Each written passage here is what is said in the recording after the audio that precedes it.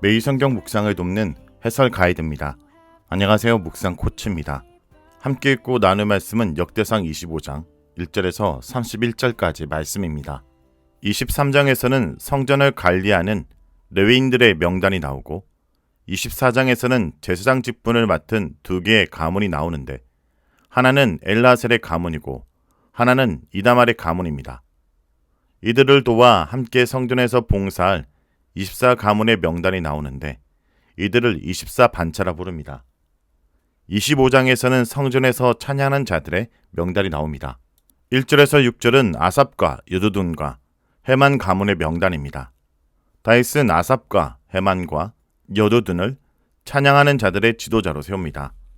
1절에서 다윗과 함께 군대 지휘관들이 등장하는데 짜빠라는 것은 군대라는 뜻도 있지만 레인들의 봉사라는 뜻으로 사용되기도 합니다. 25장은 레위인 찬양단을 조직하고 있는 상황이므로 이들을 군대 장관보다는 레인 봉사자들의 우두머리로 보는 것이 더 적당합니다. 다윗이 임명한 3명의 지도자들의 이름은 아삽과 헤만과 여두둔으로 이들이 첫 번째 지도자 그룹입니다. 아삽의 이름이 제일 먼저 언급된 것으로 보아 그가 찬양대 최고 지도자인 듯합니다. 여두둔은 역대상 6장 44절에서는 에단이란 이름으로 나옵니다. 세 사람의 찬양자들은 예언하는 자들로 소개됩니다. 우리말에서는 신령한 노래를 하는 자로 번역하지만 정확히는 예언하는 자들입니다. 이들은 수금이나 비파나 재금을 들고 연주하면서 노래로 하나님의 예언을 전달하였습니다. 예언의 내용은 일반 예언자처럼 신탁을 전하기보다는 하나님께서 찬양과 감사를 받으셨다는 내용이거나 하나님께서 제사장들에게 주는 위로와 축복의 말들이었을 것입니다. 시편에서는 여호와께 드리는 찬양과 감사도 있지만 고난 속에서 하나님께 간절히 부르짖는 애가도 있습니다. 그런데 상당히 많은 애가는 하나님의 응답을 듣고 감사함으로 끝나고 있습니다. 이렇게 성전의 예배 속에는 하나님께 드리는 기도와 찬양과 응답이 있었던 것으로 보입니다. 이런 이유로 역대기 저자는 찬양자들의 노래와 시들을 하나님께서 주신 예언으로 평가하며 이들을 예언자로 부르고 있습니다. 아삽의 후손들은 4명으로 삭굴과 요셉과 느다냐와 아사렐라입니다. 이들은 아삽의 수하에서 예언하는 일을 합니다. 그런데 이들은 모두 왕의 수하에 있습니다. 이것을 보면 성전 제2의 최종 권력자는 왕이고 왕의 지도하에 예언과 찬양이 이루어지는 조직을 가지고 있다는 것을 알 수 있습니다. 여두둔은 6 아들이 있으며 이들은 모두 여두둔의 지도를 받으며 수금을 연주하며 여호와께 감사와 찬양을 하는 예언자들입니다. 이렇게 여두둔과 그의 아들들은 수금을 연주하며 찬양을 인도한 음악가들이었습니다. 여두둔의 아들 중에서 마띠디아는 역대상 15장 21절에서 수금으로 낮은 음을 타면서 음악을 인도하는 자로 나옵니다. 헤만의 경우는 14아들의 이름이 나오고 이름이 언급되지 않은 3딸도 있습니다. 헤만은 다른 2사람보다 훨씬 많은 아들과 딸이 있습니다. 헤만은 왕의 선견자로 나팔을 불며 하나님의 말씀을 왕에게 전달하는 역할을 했습니다. 나팔을 부는 것은 힘이나 승리의 표식입니다. 시편 47편 5절에 따르면 여호와께서 나팔 소리와 함께 영광스러운 승천을 하고 있습니다. 그리고 시편 81편 3절에서는 나팔을 불어 여호와의 절기를 알리고 있습니다.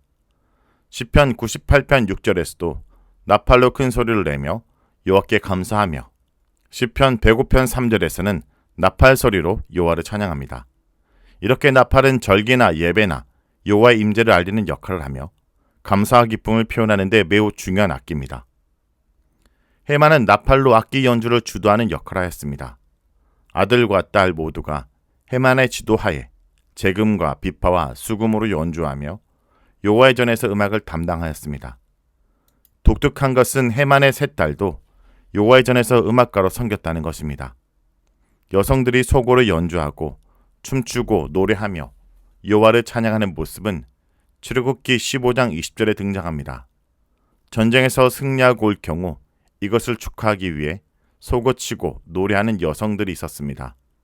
이런 전통을 보면 헤만의 딸들이 성전에서 음악가로 사역한 것이 이상할 것이 없습니다. 사실 성전과 성막에서 레인 여성들이 어떤 역할을 했는지에 대해서 성경은 분명하게 말하고 있지 않습니다.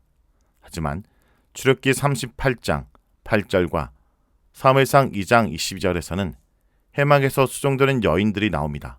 우리말에서는 수종드는으로 번역된 동사 자빠는 레인들이 성전 혹은 성소에서 봉사할 때 쓰는 단어입니다. 즉, 여성의 특별한 성전 봉사에만 사용하는 단어가 아니라 일반적인 레인들이 성전에서 봉사할 때 사용한 단어이므로 여성들과 성막에서 봉사한 일을 했다고 보아야 할 것입니다. 6절 마지막에서 다시 한번 아삽과 여두둔과 헤만이 왕의 지도 아래 있었다라는 사실을 언급하므로 음악가들을 소개하는 시작과 끝에 모든 성전 음악에 대한 권위가 왕에게 있다는 것을 강조합니다. 7절에서 8절은 24반차를 뽑는 방법입니다. 아삽과 여두둔과 헤만의 세 지도자와 그의 아들들과 자손들 중에서 여호와를 위한 음악을 배워 능숙하게 연주하고 찬양할 수 있는 자들의 숫자는 모두 288명입니다. 이 숫자는 24 곱하기 12로 성전에서 봉사하는 음악가는 한 반차에 12명씩 모두 24개의 반차로 이루어져 있습니다. 여기서 훈련받은 능숙한이라는 말을 사용하는 것은 성전의 음악가로 봉사하기 위해서는 충분히 교육받고 연습해야 한다는 것으로 아마 성전 음악가를 위한 훈련소가 있었을 것입니다. 능숙한이라는 말을 보면 이들은 전문가들로 여호와께 최고의 음악을 드리고 백성들에게 하나님의 말씀을 올바로 전하기 위해 매우 실력 있는 자들을 선별했다는 것을 알 수 있습니다. 음악가들은 예언한 자들이기 때문에 음악적 실력도 중요하지만 하나님의 음성을 바로 분별할 수 있는 영성과 거룩성도 겸비해야 합니다. 이것은 현재 교회에서 음악을 담당하고 있는 사람들에게도 해당합니다. 교회에서 찬양 사역을 하는 사람들은 음악적으로도 잘 훈련된 사람들이어야 하지만 또한 도덕적으로, 영적으로도 잘 훈련되고 성숙한 사람이어야 합니다. 그래야 우리의 찬양과 감사가 온전히 하나님께 전달될 수 있습니다. 8절은 직임을 뽑는 방법으로 여기서도 공평함과 동등성이 강조되고 있습니다.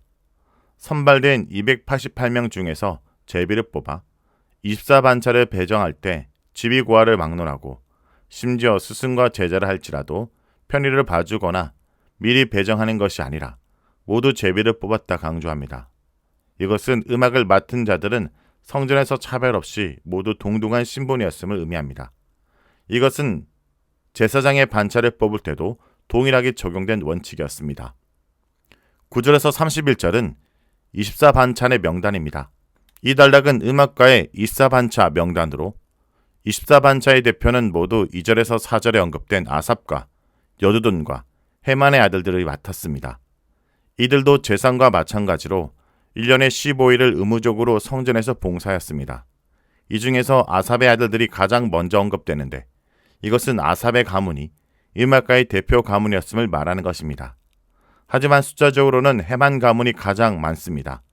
이 명단을 보면 음악을 담당하는 사람들의 숫자가 상당히 많은데 이것은 예배에서 음악을 매우 중요한 부분으로 보았다는 것을 의미합니다. 왜냐하면 음악과 찬양을 통해 사람들의 기도와 하나님의 말씀이 전달된다고 여겼기 때문입니다. 그러므로 찬양을 부르는 시간은 자신의 음악성을 자랑하거나 아름다운 멜로디를 즐기는 시간이 아니라 하나님께 나의 신앙을 고백하고 하나님의 음성을 듣는 시간이어야 합니다. 성도 여러분 또한 역시 하나님께 드려진 레위인입니다. 여러분의 재능과 시간, 자원을 하나님을 위해 드릴 결단을 매일 점검하길 기도합니다. 말씀을 놓고 기도하겠습니다. 주님, 주님의 성전을 위해 찬양자를 세우고 조직하고 후대의 그 사명을 전하게 하신 그 은혜를 오늘 우리에게 다시 읽어주심을 감사드립니다. 저희가 가진 재능이 단순히 나의 결과가 아니라 주님 앞에 드리는 거룩한 예물임을 고백합니다. 서서 걸을 때마다 일터와 가정에서 주님께 우리의 재능과 시간을 드리기 원합니다. 인격과 영성으로 세움받은 지도자들을 세우시고 우리가 영향력을 남길 수 있는 다음 세대를 향한 비전을 허락하여 주옵소서. 우리의 연약한 모습 위에 귀를 기울여 주시고 언제나 주님께 돌아가는 자가 되게 하여 주옵소서. 예수의 이름으로 기도합니다. 아멘.